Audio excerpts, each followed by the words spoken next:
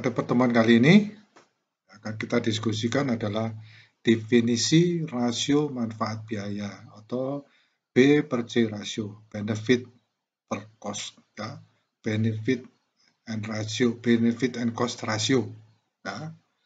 Rasio manfaat biaya menunjukkan hubungan antara biaya dan manfaat proyek atau investasi untuk analisis seperti yang ditunjukkan oleh nilai sekarang dari manfaat yang diharapkan dibagi dengan nilai sekarang dari biaya yang membantu untuk menentukan kelayakan dan nilai yang dapat diperoleh dari investasi atau proyek. Nah, rumusnya sudah pasti di bawah ini kita lihat ya. Rumusnya adalah rumus rasio manfaat biaya adalah present value, jadi nilai sekarang, ya, manfaat. Jadi manfaat ini dibuat nilai yang sekarang ya. Jadi manfaat dari proyek tersebut dikembalikan ke nilai sekarang. Begitu juga untuk biaya proyeknya, nilai manfaatnya. Jadi kita lihat di sini kalau ada proyek, ya, misalkan proyek 3 tahun atau 4 tahun, ya. Nah, nilai pada saat terakhir itu berapa yang kita keluarkan, kemudian berapa yang kita dapatkan.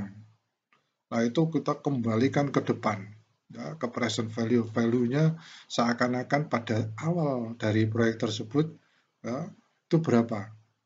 Jadi semua biaya yang dikeluarkan untuk proyek, ya, itu di present value kan, depan, kemudian semua keuntungan itu di present value kan. Ya, baik. Mudah-mudahan Anda masih ingat mengenai present value, ya, di review pada saat-saat yang lalu, dari diskusi kita yang lalu. Nah, untuk mudahnya kita langsung melihat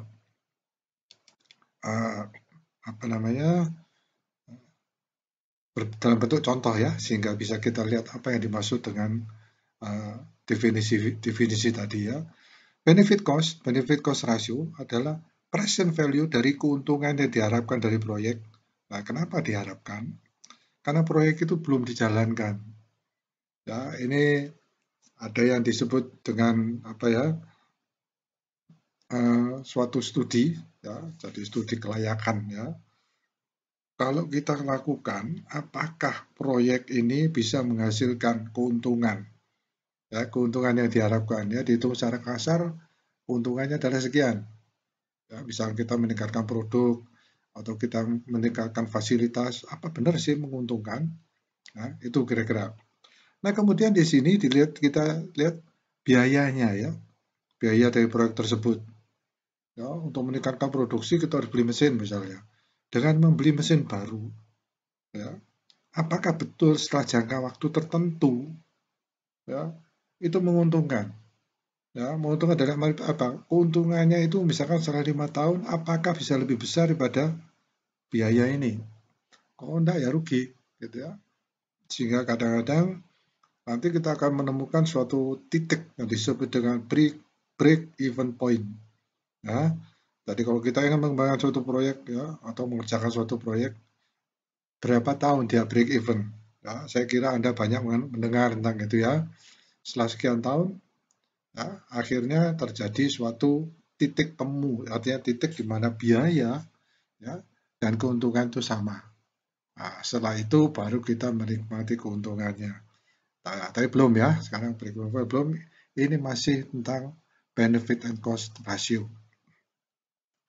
Jika investasi atau proyek tersebut memiliki nilai benefit and cost ratio lebih besar dari 1, nah tadi ya, maka proyek dapat diharapkan untuk mengembalikan atau memberikan net ya, present value ya, yang positif, yaitu nilai sekarang bersih untuk bisnis atau perusahaan dan investor.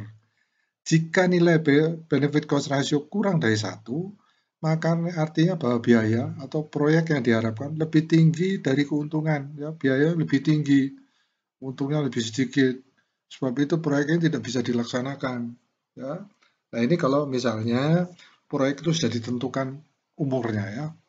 Misalnya contoh, ya, kita berharap bahwa dalam 5 tahun kita bisa mendapatkan keuntungan, jangka waktu 5 tahun misalnya. Ya. Atau tadi seperti saya katakan BEP ya, kita mencari kapan BEP-nya dan kalau kita hitung itu menguntungkan, ya, kapan dia mulai menguntungkan itu dianggap menguntungkan ya, jalankan proyeknya. meskipun pada awalnya mungkin benefit cost and ratio-nya kurang dari 1. Itu pertimbangannya ya. Untuk menghitung rumus benefit cost ratio, langkah-langkah adalah pertama, hitung nilai sekarang manfaat yang diharapkan dari proyek. Diharapkan lagi ya. Misalnya kita lihat manfaatnya itu yang nilainya itu bisa dimasukkan dalam bentuk nilai uang ya. Jadi manfaatnya misalnya untuk apa ya? Contohnya kita buat proyek itu manfaatnya untuk misalnya proyek itu PLTA ya, ada manfaat yang disebut untuk pariwisata ya, ada manfaat untuk lingkungan. Nah, ini harus dijadikan bentuk uang ya, sehingga semuanya menjadi bisa dibandingkan ya. Prosedur untuk menentukan nilai sekarang adalah jumlah untuk setiap tahun jangan cash flow ya, berapa cash flow uangnya, kita faktor present value-nya gimana ya, kita bisa menghitung ya karena bentuknya adalah bentuk uang ya. Kumpulkan jumlah untuk semua tahun ya, yang dikeluarkan berapa, yang dihasilkan berapa ya. Baik, ini secara kasar dulu. Langkah kedua, hitung nilai sekarang dari biaya ya. Jika biaya dikeluarkan di muka, biaya timbul adalah nilai sekarang dari biaya ya. Jadi kalau misalnya biaya itu kita keluarkan awal ya, berarti itu sudah present value-nya ya, tidak. Jadi pada awal ya, kita lihat bahwa tahunnya ada tahun ke 0. Sehingga kalau kita lihat merumusnya present value ya, maka nilainya itu adalah 1 ya, berpangkat 0. Langkah ketiga, hitung rasio manfaat biaya menggunakan rumus ini ya. Ini rumus tadi sudah kita lihat ya. Benefit cost and ratio sama dengan present value manfaat yang diharapkan dari proyek dibagi dengan present value dari biaya proyek tersebut. Ya. Langkah keempat, dalam beberapa kasus haruslah dievaluasi investasi yang diusulkan berdasarkan rasio manfaat biaya. Aturan untuk memilih proyek adalah sebagai berikut. Jika rasio manfaat biaya kurang dari 1, nah ini sudah hukum dari tadi ya kita diskusikan, maka proyek yang diusulkan tidak boleh dilanjutkan. Ya. Jika rasio manfaat biaya lebih besar dari 1, maka proyek yang diusulkan boleh dilanjutkan. Ya, tentunya yang saya sebutkan tadi, misalnya tadi kebetulan saya sudah sebutkan proyek PLTA, itu sebuah proyek multipurpose. Ya. Ada pariwisatanya, ada irigasinya, kemudian ada pembangkitan listriknya, ya, dan sebagainya. Itu dihitung semua. Ya, nilai sosialnya, misalnya meningkatkan ekonomi penduduk, nah, itu harus dihitung semuanya. Ya. Ya, Anda bisa melihat ya di ekonomi teknik yang juga ada di untuk menghitung bukan untuk teknik mesin, Anda bisa lihat juga contoh-contohnya. Contoh pertama, sebuah perusahaan sedang mengerjakan renovasi pabriknya di tahun mendatang dan diharapkan cash flow keluar, yang ini adalah modalnya ya, yang dia harus keluarkan biaya pertama 750 juta. Ya, ditulis di segera. Jadi cash sudah langsung 750 juta. Dan karena ada renovasi ini diharapkan keuntungannya sama sebesar 375 juta untuk 3 tahun ke depan. Ya, 3 tahun, tahun pertama sekian, kedua sekian, ketiga sekian. Jadi kalau dihitung itu perkiraannya dia untung setelah 3 tahun 375 juta. Yang dikeluarkan 750 juta, tapi yang dihasilkan adalah 3 kali 375 juta. Di atas 750 juta. Ini contoh sederhana ya. Tingkat inflasi yang berlaku saat ini adalah 3%. Ya, saya kira Anda tahu ya apa yang dimaksud inflasi atau review kembali ya. Ya, ada peningkatan nilai ya atau penurunan ya, itu tergantung pada apa yang kita lakukan. Ya, bisa inflasi, bisa deflasi, tapi saya tidak berdiskusi mengenai itu. Ya, kita lihat aja angkanya. Berdasarkan perkiraan ini, apakah keputusan untuk berinvestasi akan menguntungkan? Ya, berdasarkan perhitungan tadi, perkiraan tadi. Ya, ini kelihatannya adalah benefitnya ya, ini cost-nya. Ya, benefitnya ini 3 tahun. Persoalan ini dapat diselesaikan dengan menggunakan benefit cost rasio. Penyelesaian. Lakukan analisis biaya manfaat lebih dahulu. Ya. Perlu memasukkan biaya dan manfaat untuk nilai hari ini. Ya, karena cash flow keluar 750 juta, ya, terjadi secara langsung dan karena akan tetap sama PP-nya ya maksudnya ya. Karena keuntungannya ada di nilai masa depan, maka perlu mendiscountnya. Discount itu artinya diskonto ya istilahnya, tapi itu sebenarnya isinya dari diskon ya. Diskon kembali dengan menggunakan tingkat diskon 3%. Ya. Nah, kita lihat ini ya. Anda pelajari dari ini apa yang dimaksud dengan diskon ini tadi ya. Yang kita kenal diskon itu adalah pemotongan ya. Jadi pemotongan harga. Mau beli ada diskonnya misalnya ya, seperti itu. Oleh karena itu, rasio manfaat biaya dapat dihitung dengan menggunakan spreadsheet berikut ini. Ya, untuk memudahkan, memang saya membahasnya di spreadsheet supaya saya bisa menunjukkan pada Anda mengenai isi dari sel-sel spreadsheet tersebut untuk menyelesaikan masalah ini. Nah, ini adalah spreadsheet yang sudah saya siapkan ya. Jadi spreadsheet ini tahun ke 0, ya ini ada pengeluaran biaya 750 juta ya untuk membiayai renovasi. Kemudian tahun pertama mendapatkan keuntungan sekian ini 375 juta selama 3 tahun berturut-turut. Ya, present value untuk faktornya Anda review lagi ya bagaimana. Ya saya tunjukkan aja sel ini ya. Nah ini dia maaf bukan ini selnya, ini rumusnya.